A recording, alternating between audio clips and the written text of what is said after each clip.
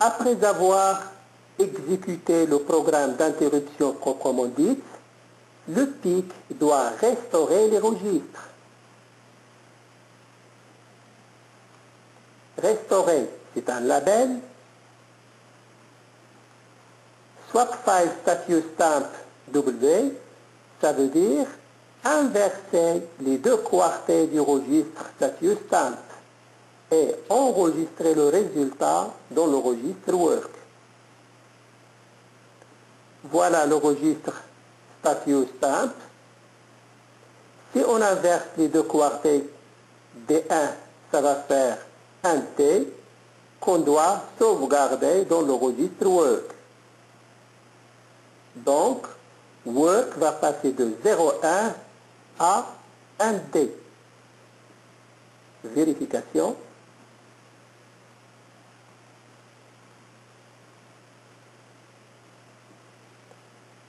Move WF status, ça veut dire sauvegarder le contenu de work dans le registre status.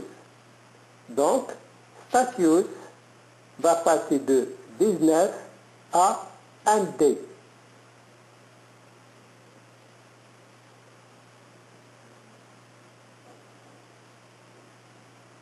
On vous rappelle que 1D, c'était la valeur de status juste avant l'interruption.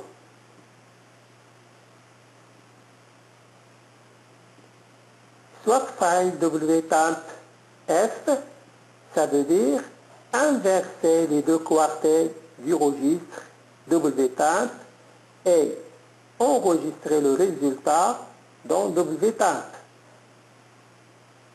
Voilà wtamp qui contient 80. Si on inverse les deux quartés, ça va faire 0,8. Vérification.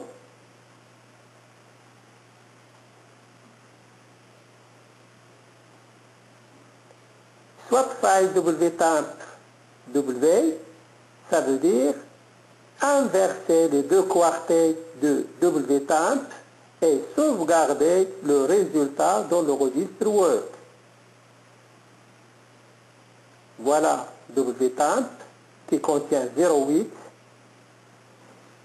Si on inverse 0,8, ça va faire 80 qu'on doit sauvegarder dans le registre work.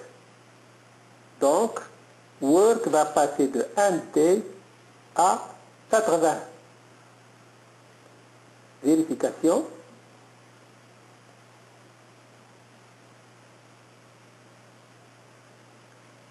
Bit clear file interrupt control 1, ça veut dire mettre à 0 le bit 1 du registre interrupt control. Voilà interrupt control. On va faire passer le bit 1 de 1 à 0. Vérification.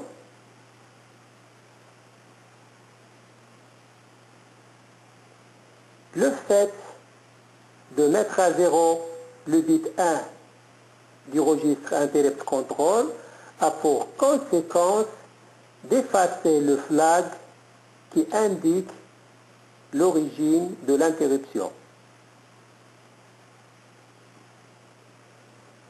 Return from interrupt enable, ça veut dire fin de l'interruption.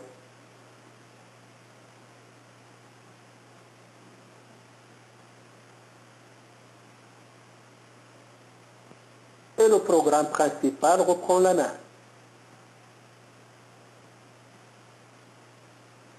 On vous fait remarquer que le bit Global Interrupt Enable est revenu à 1 afin d'autoriser les interruptions,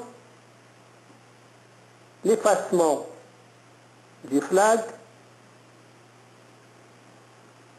et la validation des interruptions d'origine RB0. Et le cycle reprend.